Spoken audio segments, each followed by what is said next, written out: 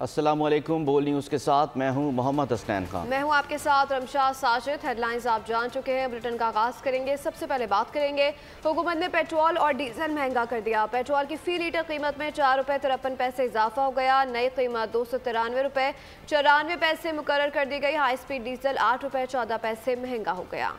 قیمت 290 روپے 38 پیسے مقرر کر دی گئی۔ وزارت خزانہ نے نئی قیمتوں کا نوٹیفیکیشن جاری کر دیا۔ 12 بجتے ہی نئی قیمتوں کا اطلاق ہو گیا ہے۔ آئل ٹینکرز مالکان کا آج سے پیٹرول اور ڈیزل کی سپلائی بند کرنے کا اعلان۔ ٹینکرز ایسوسی ایشن کے مطابق پیٹرولی مصنوعات کی ترسیل راولپنڈی، اسلام آباد، جی بی اور آزاد کشمیر میں بند رہے گی۔ ناپ تول میں کمی کا مطالبہ پورا ہونے تک پیٹرول اور ڈیزل کی سپلائی معطل رہے گی۔ ٹینکر اونر ایسوسی ایشن کا مزید کہنا ہے کہ اسلام آباد انتظامیہ اور پی ایس او حکام نے 20 فروری کے معاہدے کی خلاف ورزی کی، جس پر نوٹس بھی بھجوائے گئے، لیکن کوئی جواب نہیں ملا۔ میٹرو رائز سسٹم کے تحت بھرائی کرنے کے مطالبے کو فوری پورا کیا جائے۔ آئی ایم ایف سے نیا پروگرام جلد از جلد حاصل کرنا چاہتے ہیں۔ وزیر خزانہ محمد اورنگزیب کی واشنگٹن میں اٹلانٹک کونسل میں گفتگو، بولے کہ ایکسٹینڈڈ فنڈ فیسلٹی کے لیے بات چیت ابتدائی مرحلے میں ہے۔ ٹیکس اور 2 جی ڈی پی کی شرح 10% سے بڑھا کر 15% تک لے جانے کی ضرورت ہے۔ انویسٹمنٹ 2 جی ڈی پی کو بھی 15% کرنا ہے۔ مہنگائی کی شرح 38 سے 20% کے قریب آ گئی ہے۔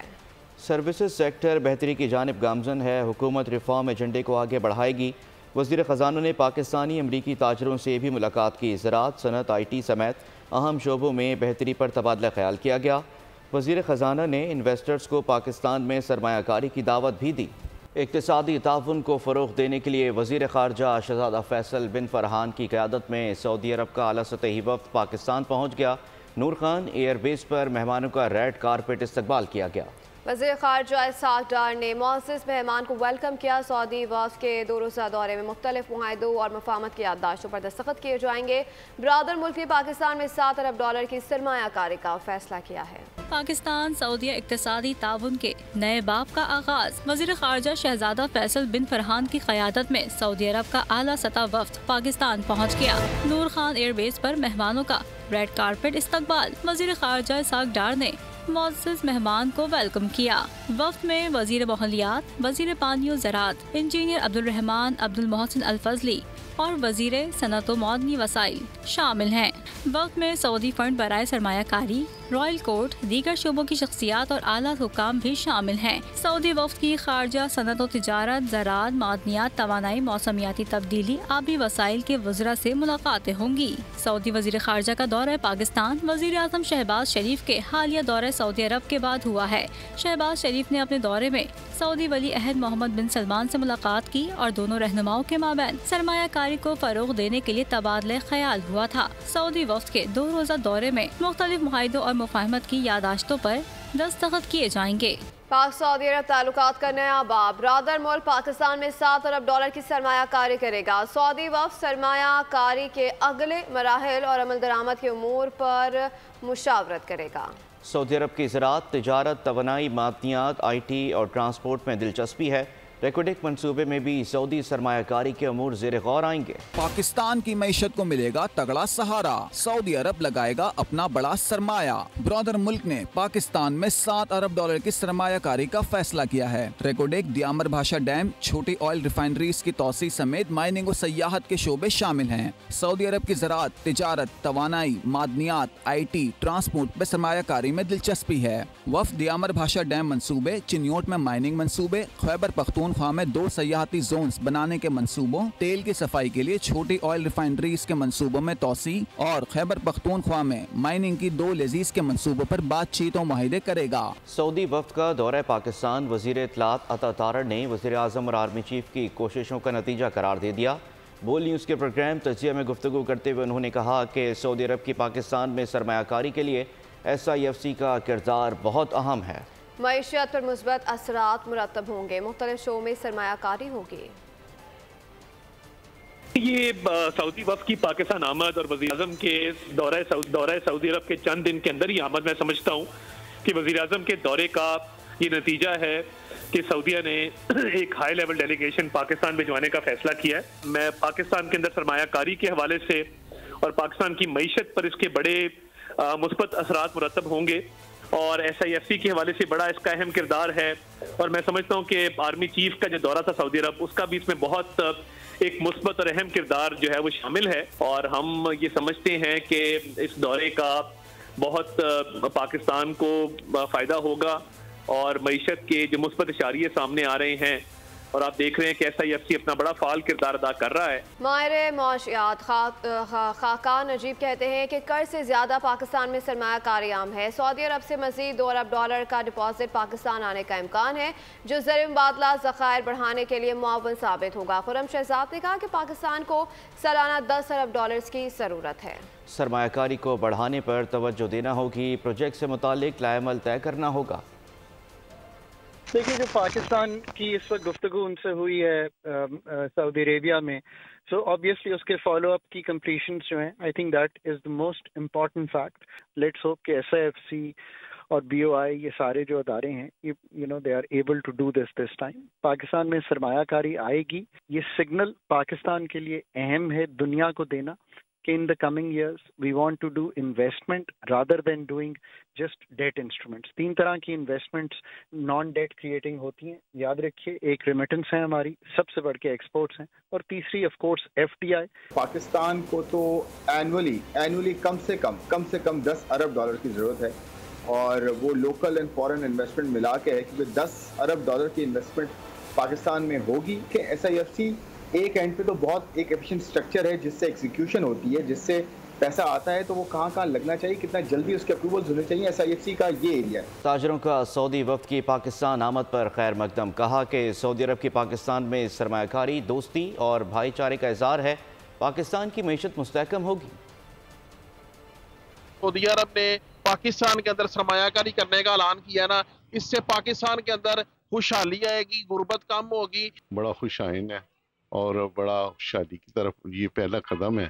یہ ہم وزیر اعظم کو اور جو بھی ان کے وفد کے ممبر ہیں ان کا شکریہ ادا کرتے ہیں۔ یہ جو سعودی عربیہ کی طرف سے یہ جو سرمایہ کاری ہو رہی ہے، انشاءاللہ تعالی ہمارے ملک میں بے روزگاری ختم ہوگی۔ ہم یہ سمجھتے ہیں کہ سعودی عرب اور پاکستان کے دیرینہ تعلقات اور اس سرمایہ کاری کے نتیجے کے اندر پاکستان کی معیشت مستحکم ہوگی۔ یہ پاکستان کی اکانومی میں جو $5 بلین جو انویسٹمنٹ آ رہی ہے، اس میں ہماری اکانومی کو بے تحاشا سہارا ملے گا۔ وفد اپنا فائنلائز کرنے آیا ہے پاکستان، تو مجھے امید ہے کہ اس سے پاکستان میں یہ ایک سرمایہ کاری آئے گی اور پاکستان کی معیشت انشاءاللہ تعالیٰ ضرور ترقی کرے گی۔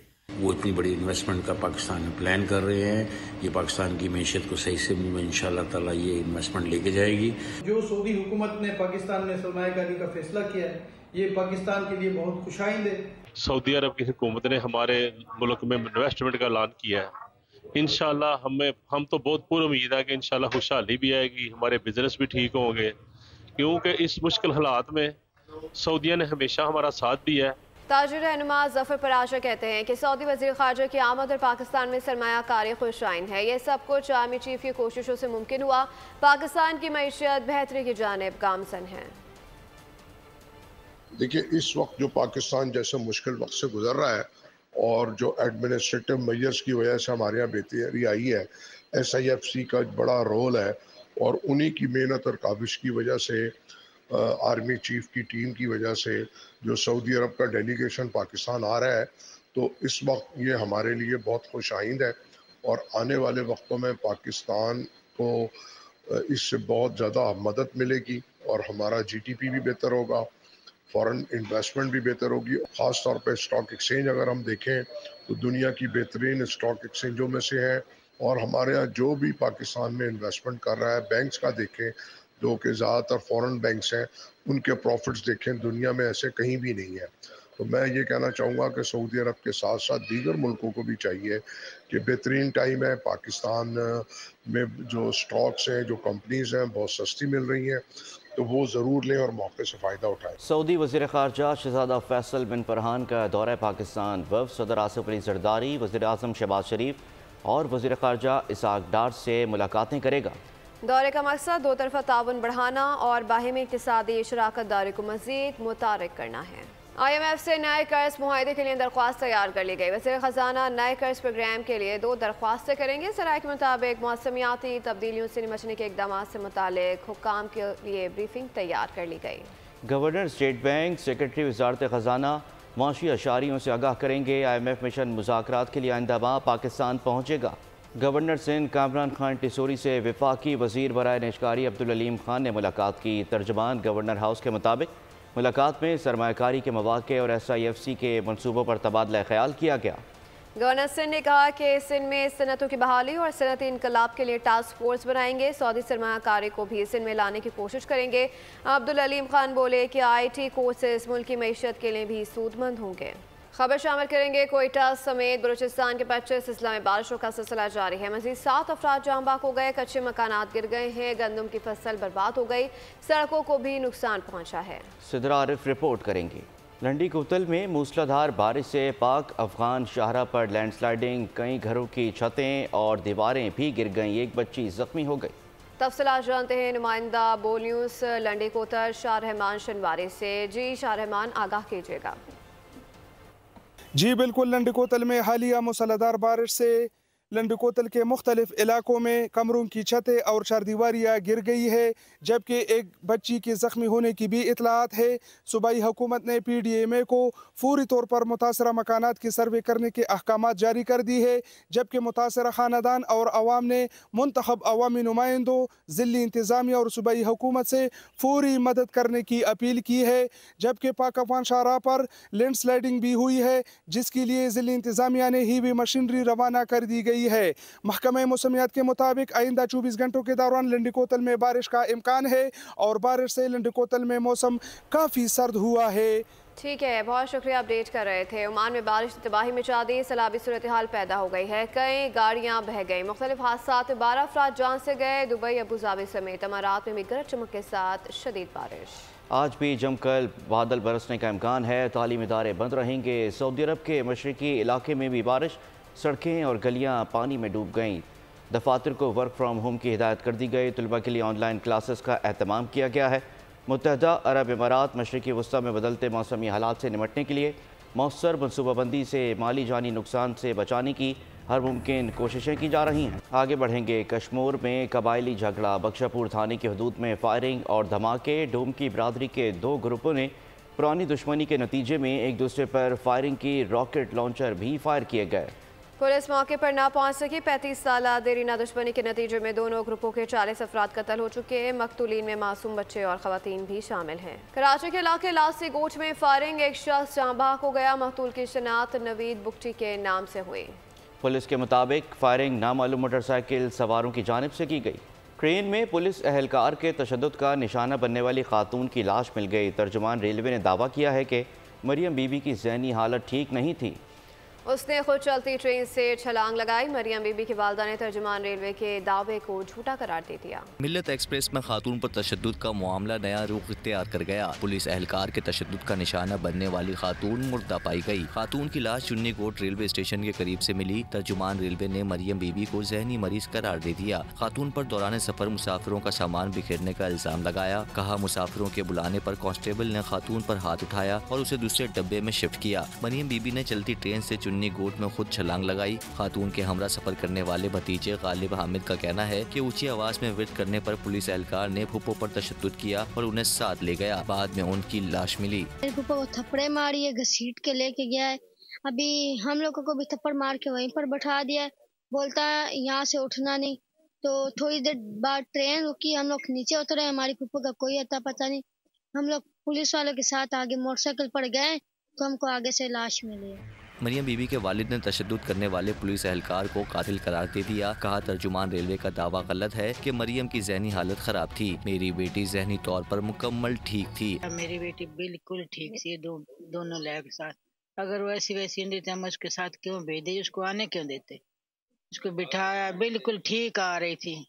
मेरे साथ उसका राब्ता नहीं, बहनों के साथ राब्ता था। मामले पर DIG railway police south zone की सरबराही में 4 रुकनी इंक्वायरी कमेटी की तहकीकात जारी है। कमेटी 3 रोज में चेयरमैन रेलवे को रिपोर्ट पेश करेगी। कराची में डायरिया की वबा तेजी से फैलने लगी है, जिन अस्पताल में रोजाना सैकड़ों मरीज लाए जा रहे हैं। जिन्हें डॉक्टर्स पानी उबाल कर पीने की हिदायत करते हैं। मरियम हसन रिपोर्ट करेंगी। कराची वालों, पानी उबाल कर पियो। रमजान के बाद शहर में डायरिया तेजी से फैल रहा है। मर्ज ने वबा की सूरत इख्तियार कर ली। जनवरी से 1 अप्रैल तक डायरिया के 4500 केसेस रिपोर्ट हो चुके। जिला अस्पताल शोबे हादसात के इंचार्ज डॉक्टर इरफान सिद्दीकी कहते हैं, डायरिया के मरीजों की तादाद में 50% इजाफा हुआ है। 15% केसेस बढ़े हैं और उनकी सिवियरिटी भी बढ़ी है हमारे पास, और अब 50 को टच करने लगे हमारे पास केसेस। तो अगर ये महीने का डेटा निकालें तो हमारे पास 1500 केसेस आ रहे हैं। तिबी माहिरीन के मुताबिक आलूदा पानी और गैर मयारी खुराक डायरिया के केसेस में इजाफे का सबब हैं। अभी जो पेशेंट का फ्लो बढ़ा है उसके पीछे जो मेन कॉज है वो है अनबॉइल्ड वाटर। तिबी माहिरीन का कहना है कि शहरी पानी उबाल कर पिएं और बेहतर ग़िज़ा इस्तेमाल करें। पानी का ज़्यादा से ज़्यादा इस्तेमाल मर्ज़ की शिद्दत में कमी करेगा। वज़ीर दाखिला और IG सिंध को डाकुओं की सलामी। कश्मीर में एक और शहरी को अगवा कर लिया गया। करमपुर रोड से अगवा किए गए शहरियों की तादाद 14 हो गई। अगवा किए गए शहरी का ताल्लुक लिया से बताया जाता है। डाकुओं ने पुलिस पॉकेट पर भी हमला कर दिया। एक एहलकार ज़ख्मी हो गया। डाकुओं ने एहलकारों को यरगमाल बनाने की भी कोशिश की।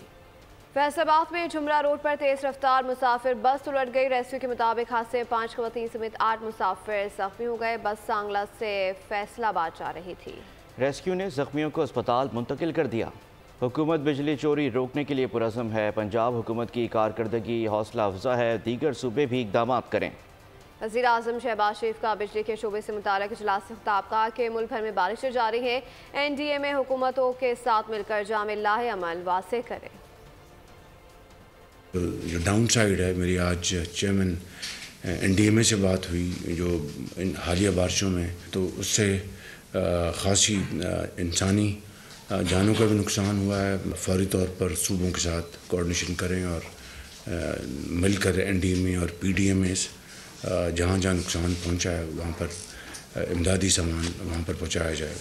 वो it's a common knowledge now कि बिजली की चोरी हमने किस तरह रोकनी है। और मुझे पता चला है कि पंजाब में काफ़ी अच्छी इसकी प्रोग्रेस शुरू हो गई है और यकीनन बाकी सूबे भी इसमें इंशाअल्लाह पूरी तरह कंट्रीब्यूट वो करेंगे। और उनके साथ आप मिलकर आप सूबों के साथ ये सारा एक बहुत ही बड़ा चैलेंज है जिसको इंशाअल्लाह आप बहुत अच्छे तरीके से आप निभाएंगे। बहुत ही बुरी हालत है हमारे सिस्टम की। जितनी भी हम काविशें करेंगे वो कम होंगी, जितनी भी इन्वेस्टमेंट करेंगे वो कम होगी। और उसके बगैर आप जितनी मर्ज़ी बिजली पैदा कर लें और अगर आपकी ट्रांसमिशन एफिशिएंट नहीं है, वहाँ पर लैकुनास हैं, वहाँ पर कमज़ोरियाँ हैं, तो I think all your investment is going down the drain. जहाँ से भी आपको वर्ल्ड क्लास कंसल्टेंट अवेलेबल हैं उनको लेके आएँ।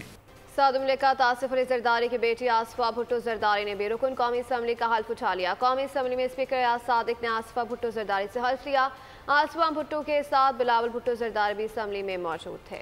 इलेक्शन कमीशन ने आसफा भुट्टो जरदारी को ज़मनी इलेक्शन में बिला मुकाबला कामयाब करार दिया था। मुखालिफ उम्मीदवार के कागजात नामजदगी मुस्तरद कर दिए गए थे। मैं आसिफा भुट्टो जरदारी सिद्ध के दिल से हल्फ उठाता हूँ कि मैं खुलूस नीयत से पाकिस्तान का हामी और वफादार रहूँगा कि बहैसियत रुकन कौमी असम्बली मैं अपने फ़राइज़ व कारहाए मनसबी